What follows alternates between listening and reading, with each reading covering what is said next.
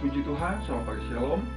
Pagi ini saya ingin membacakan dalam buku Air Hidup dengan tema ibadah sejati mempersembahkan tubuh. Roma 12 ayat 1 berkata, supaya kamu mempersembahkan tubuhmu sebagai persembahan yang hidup, yang kudus dan berkenan kepada Allah, itu adalah ibadahmu yang sejati.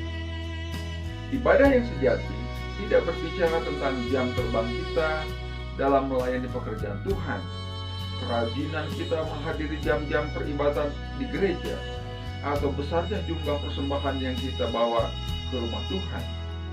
Ibadah yang sejati berbicara tentang bagaimana kita mempersembahkan seluruh keberadaan hidup kita sebagai persembahan yang hidup, yang kudus, dan yang berkenan kepada Tuhan.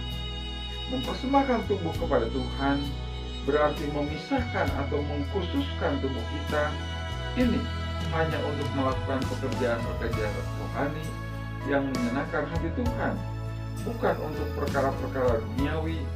Rasul Paulus menegaskan bahwa tubuh kita adalah bait Roh Kudus, tempat di mana Roh Kudus tinggal. Karena itu kita harus mempersembahkan tubuh kita untuk kemuliaan nama Tuhan, sebab kita telah dibeli dengan harga yang lunas, terbayar.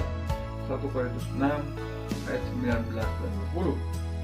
Bukan untuk kesenangan daging kita.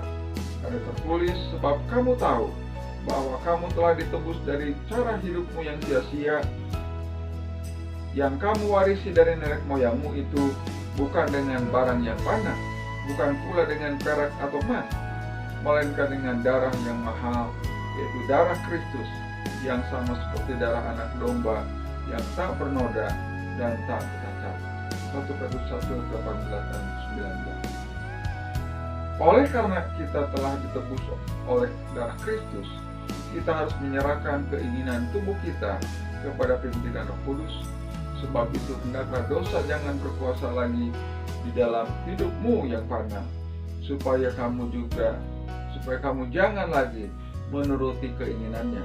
Roma 6 ayat 12. Hal ini berarti kita tidak lagi menyerahkan anggota-anggota tubuh kita ini kepada dosa untuk dipakai sebagai senjata kealipan, tapi menyerahkan kepada Tuhan untuk dipakai sebagai senjata kebenaran. Roma 6 ayat 13. Sampai saat ini masih banyak orang Kristen atau jemaat awam sudah melayani pekerjaan Tuhan berstatus hamba Tuhan, yang tetap hidup memuaskan keinginan dan hawa nafsunya, melakukan perselingkuhan, jatuh ke dalam dosa perzinahan, terlibat dalam pergaulan seks bebas, narkoba dan sebagainya. Ini sangat memprihatinkan. Orang percaya dipanggil Tuhan bukan untuk melakukan apa yang cemar, melainkan apa yang kudus. Orang percaya dipanggil Tuhan bukan untuk melakukan apa yang cemar, melainkan apa yang kudus.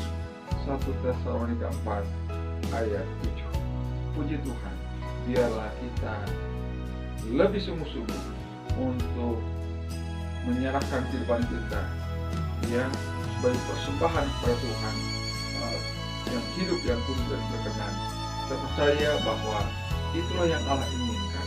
Ibadah yang sejati bukan karena banyaknya kita datang ke gereja, bukan berapa banyaknya uang yang kita berikan untuk gereja, dan mungkin berapa banyak pelayanan yang kita lakukan di gereja, tapi apakah hati kita, tubuh kita sudah diserahkan kepada Tuhan secara total? Tuhan tolong kita ya.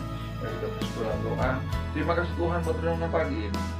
Jadikan kami pribadi-pribadi yang betul-betul Tuhan tahu mempersembahkan tubuh kami menjadi persembahan yang hidup, yang kudus dan berkenan kepada Tuhan. Angkat segala kesombongan kami Tuhan. Biarlah hati kami dengan sukacita dengan Tuhan ada bersama kami.